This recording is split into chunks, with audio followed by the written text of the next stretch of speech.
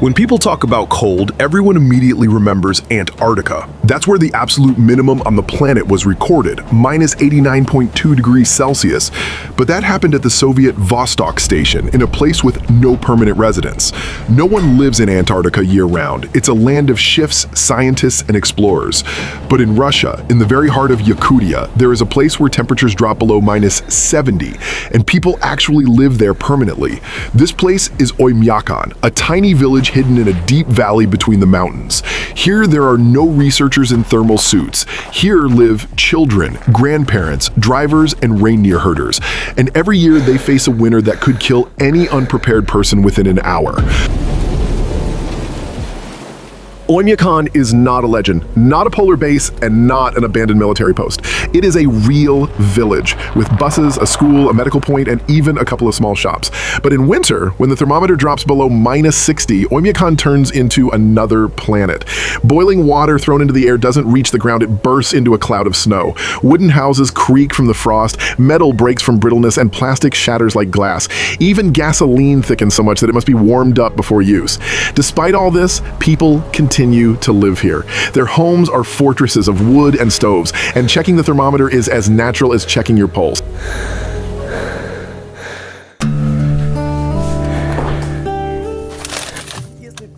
If you think your freezer is too cold, you're mistaken. There are places in the world that are 10 times colder. And that's outside. Minus 70 isn't just cold. It's a climate that breaks metal, machinery, and even people. In this 10-minute episode, we'll find out exactly how people manage to live in such extremely cold conditions.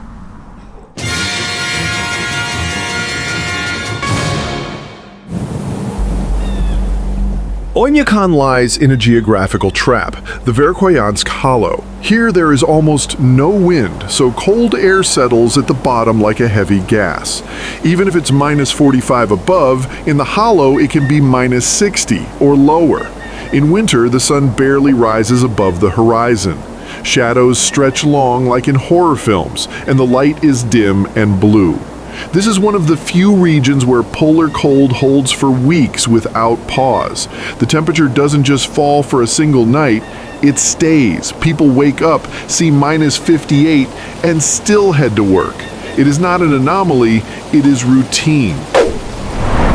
When frost never lets up, every action becomes survival. Chopping wood, keeping pipes from freezing, keeping the car running day and night.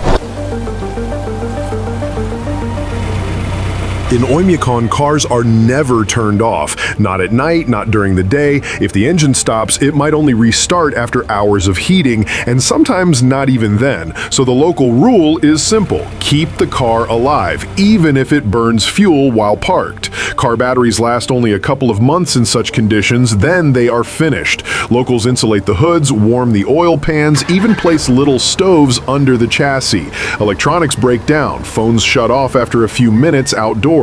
Cameras refuse to work. Even metal objects are dangerous. If you touch them with bare skin, you get a burn from the cold. Here, technology is not an ally, it is the first to surrender.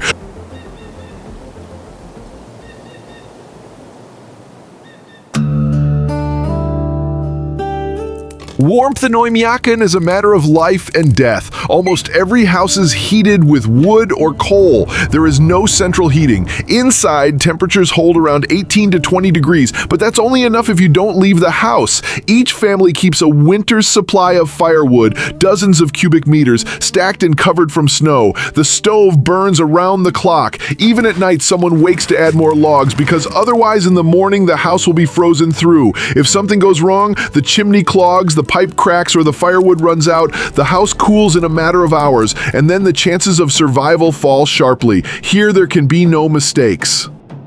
Everyone knows warmth is not comfort. It is a weapon against the climate. Water in Oymyakon is a separate challenge. Pipes freeze even underground, so plumbing is impossible. Those with wells are lucky. The rest harvest ice, real blocks from the river. They break it with crowbars, pull it out, and stack it in the yard like firewood. Later, it is melted in big pots on the stove. It takes a pile of logs and hours of waiting just to get a couple of buckets of water. Laundry? Only by hand. Bathing once a week, in a bathhouse that also must be heated. Washing your face outside is torture. Water freezes on skin in seconds. Even in winter, people can die from dehydration if they don't melt ice in time. Every ladle of water is labor. There are no hot baths, only steam and icy air. The diet in Oymyakon is not about taste, it is about survival. Without fats and protein, the body simply cannot withstand such cold.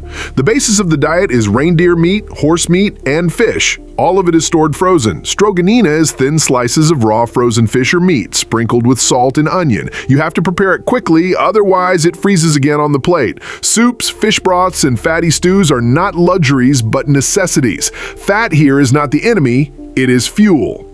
Bread is often homemade, baked on the stove. Vegetables and fruits are almost absent. They are imported, expensive, and seasonal. Everything is stored either in frozen pantries or right outside. The frost is better than any fridge. Even in this frozen hell, children go to school. Oymyakon has a real village school. It is warm, with radiators, a cafeteria, and a library. Teachers live there too, and children attend every day, unless it drops below -52. Only younger classes are allowed to stay home. Older kids get up, put on 5 layers of clothes, and walk through snow that crunches like glass. Hats, masks, fur mittens, traditional boots, outdoors, no more than 10 minutes at a time. The school year runs like everywhere else in Russia. Exams, contests, vacations. Only here winter is not a season of games but a constant test, even for school children, especially those who walk several kilometers along the frozen winter road. In Oymyakon, winter means not just cold, but also darkness. Officially, there is no polar night, but daylight lasts less than 4 hours. The rest is twilight and night. Electricity comes from diesel generators, which sometimes fail. Then only candles and stoves remain. Mobile connection is weak, often absent. Internet is nearly a luxury.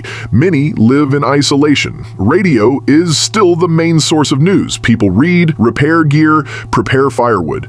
The darkness affects the mind. Some fall into apathy, some into heavy drinking. Others simply endure winter in silence, as if it were a natural disaster that must be survived, year after year. In the north, clothing is not fashion, it is armor. Any mistake can be fatal. The whole body must be covered. The first layer, thermal underwear, then wool. On top, a fur coat or a specialized suit. On the head, a fur hat, hood, mask, mittens, not gloves. Only mittens save fingers. Footwear, fur boots or felt boots with several wool socks. Exposed skin turns black in 5 to 10 minutes. Metal zippers burn. Even the eyes need protection from frostbite. Locals know if you start freezing, don't be a hero. Run for warmth. Clothes are the only shield between you and a climate that even machines cannot survive. In such cold, time itself changes. You cannot simply wait or kill time. 5 minutes outside without moving, and the body already loses heat faster than it produces it. Lungs can be burned with every breath, skin freezes in minutes. If you stray off course, get stuck on a snowmobile, or lose a mitten, there is no just a little longer. Only immediate action matters.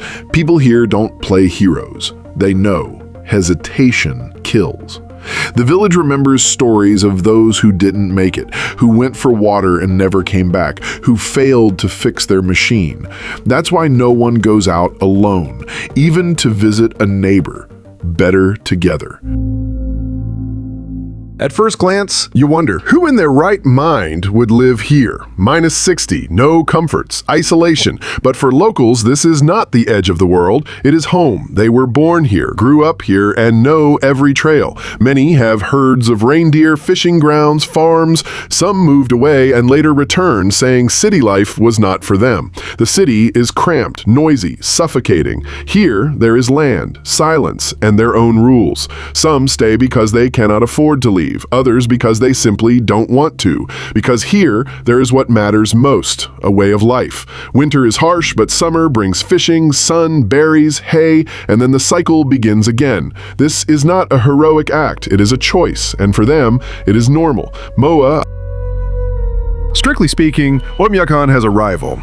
It is Verkhoyansk, also in Yakutia, about 600 kilometers away. There, too, temperatures below -67 have been recorded. But Verkhoyansk is a town with more people, infrastructure, and administrative status. Life there is slightly easier, but the frost is just as merciless. Each Yakut settlement has its own history of struggling with the cold. Verkhoyansk is sometimes called the true pole of cold because its data was recorded officially. Oymyakon is often seen more as a symbol of harsh village life.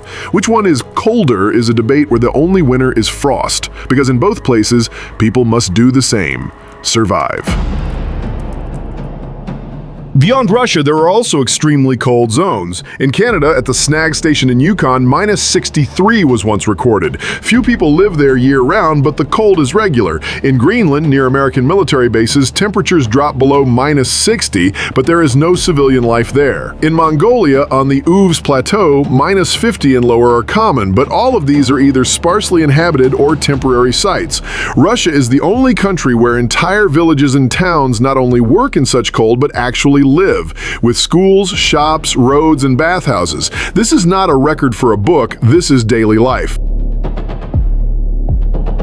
Can you get used to this? Those who live here from birth don't think of the cold as an enemy. It simply exists, like air, like night. The body adapts only partially. Every year there are new frostbites, exhaustion, lack of vitamins, psychological strain. The elderly are especially vulnerable. Young people leave to Yakutsk, to Novosibirsk, some to Moscow, but some stay because they are used to it, because this is home. Here there is tradition, sleds, hunting, fishing, tea with bagels in a hot bathhouse, and even when frost burns the face and presses on the chest, these people never ask why. They simply go on living in the coldest inhabited place on Earth.